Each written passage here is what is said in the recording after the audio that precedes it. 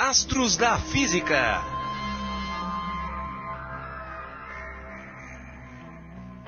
Colocar um satélite em órbita não é uma tarefa fácil.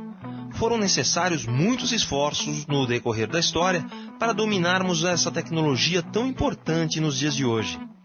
Para saber um pouco mais como se coloca um satélite em órbita, precisamos entender o movimento dos corpos celestes no espaço, começando pelo movimento da Terra ao redor do Sol. Você realmente acredita que a Terra gira em torno do Sol? Mas o que nós vemos todos os dias não é o contrário? Ou seja, o Sol se movendo em volta da Terra? Foi pensando assim que há mais de 2000 anos atrás, o filósofo grego Aristóteles concluiu que a Terra ficava no centro do universo e todos os outros corpos celestes giravam ao seu redor, descrevendo órbitas circulares perfeitas. O astrônomo grego Cláudio Ptolomeu também acreditava que a Terra estava imóvel no centro do universo e ao seu redor girava o Sol, a Lua, os planetas e as estrelas. Esse é o chamado modelo geocêntrico, pois coloca a Terra, geo em grego, no centro do universo. Mas, se observarmos a Terra, o movimento dos planetas durante alguns meses, vamos perceber que eles não descrevem movimentos circulares como deveria ser se estivesse girando ao redor da Terra. Na verdade, em determinados momentos, eles parecem voltar para trás e em seguida continuam no seu caminho original, bem diferente do que o modelo geocêntrico afirma.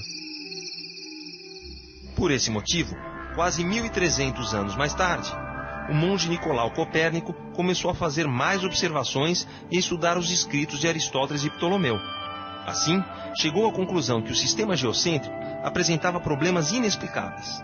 Depois de muito estudar, Copérnico acaba postulando uma nova teoria, em que o Sol é colocado no centro do sistema solar e todos os outros astros, inclusive a Terra, giram em torno dele. Esse é o chamado modelo heliocêntrico, pois coloca o Sol, Hélios em grego, no centro do sistema solar. Naquela época, a discussão entre os defensores das duas teorias estimulou muitas pessoas a coletarem dados astronômicos mais precisos. Uma dessas pessoas foi o astrônomo Tycho Brahe, que observou e catalogou os astros de forma incomparável. Tycho percebeu que, ao utilizar o modelo heliocêntrico, as suas previsões eram muito mais precisas do que se utilizasse o modelo geocêntrico. Surge então um homem com um grande talento matemático, que irá ajudar e complementar o trabalho de Tycho. Seu nome, Johannes Kepler. Com os dados de Tycho, Kepler leva adiante seus cálculos e percebe que todo planeta descreve uma órbita elíptica ao redor do Sol, estando este num dos focos da elipse.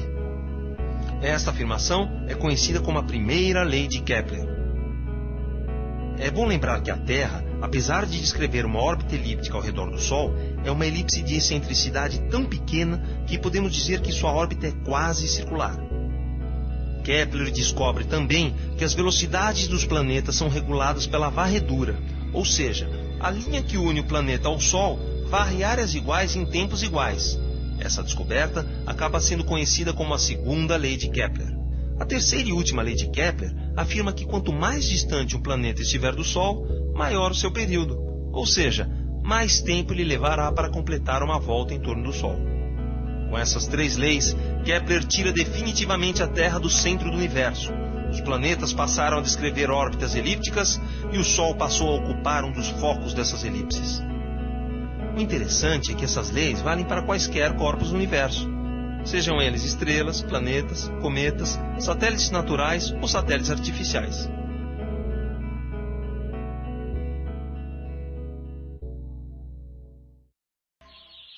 Ao mesmo tempo em que Kepler trabalhava em Praga para mostrar que a Terra não era o centro do universo, outro homem trabalhava na Itália no mesmo problema. Seu nome, Galileu Galilei.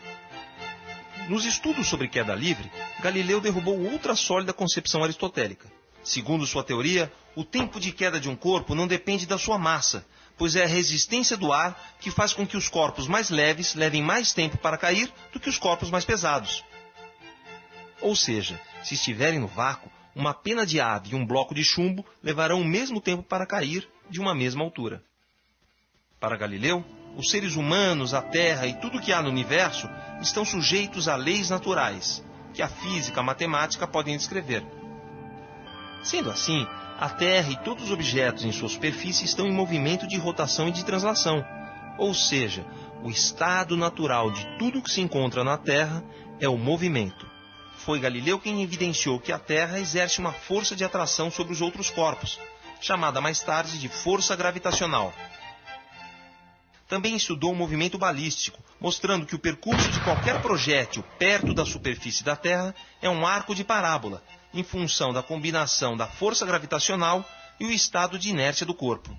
No mesmo ano da morte de Galileu, nasce na Inglaterra Isaac Newton, o primeiro a publicar as famosas 3 leis de Newton.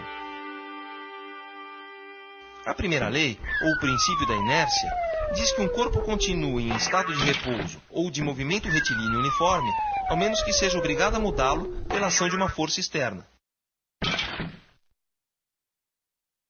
A segunda lei, também conhecida como o princípio fundamental da dinâmica, diz que se uma força age sobre um corpo, sua aceleração será proporcional à força aplicada.